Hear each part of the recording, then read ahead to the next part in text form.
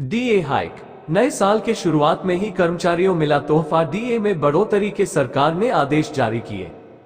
हर साल केंद्र सरकार द्वारा सरकारी कर्मचारियों के महंगाई भत्ते में 2 बार इजाफा किया जाता है।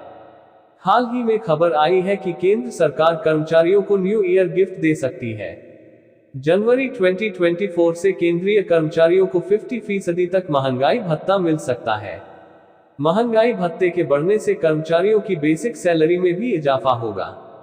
केंद्रीय कर्मचारी अपने इस बढ़े हुए महंगाई भत्ते का बेसब्री से इंतजार कर रहे थे। नए साल पर महंगाई भत्ते में किया इजाफा, लाखों कर्मचारियों को हुआ फायदा। आप सबको बता दें कि जनवरी 2024 से केंद्रीय कर्मचारियों को 50% महंगाई भत्ता मिलेगा, लेकिन इसके बाद महंगाई भत्ते को 0 कर दिया जाएगा और 50% महंगाई भत्ते को कर्मचारियों की बेसिक सैलरी में जोड़ा जाएगा। 50% महंगाई भत्ते के बाद जब दोबारा से महंगाई भत्ता बढ़ाया जाएगा तब फिर से गणना 0 से शुरू की जाएगी। इससे पहले भी केंद्र सरकार ने कर्मचारियों के महंगाई भत्ते में 4% तक इजाफा किया था और अब एक बार फिर से केंद्र सरकार ने नए साल पर महंगाई भत्ते में इजाफा कर दिया है।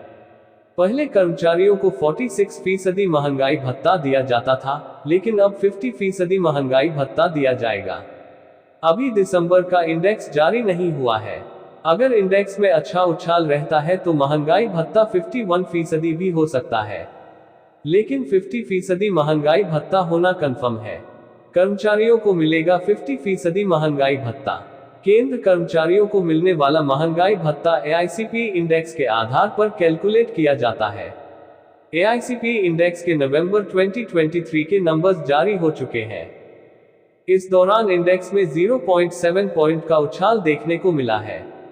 इस हिसाब से महंगाई भत्ते का स्कोर 0.60 बढ़कर 49.68 तक पहुंच गया है।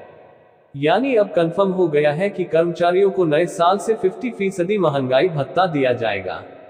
यानी इस साल कर्मचारियों के महंगाई भत्ते में 4% इजाफा हुआ है। एक बार फिर से 0 से शुरू होगा डीए हाइक।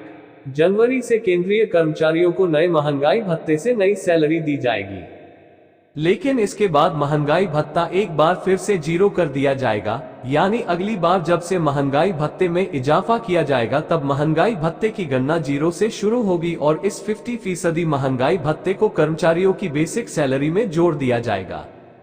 उदाहरण के तौर पर अगर किसी कर्मचारी के पे बैंड के हिसाब से न्यूनतम बेसिक सैलरी 18,000 है तो 50% महंगाई भत्ता यानी 9,000 रुपीज उसकी सैलरी में जोड़ दिए जाएंगे।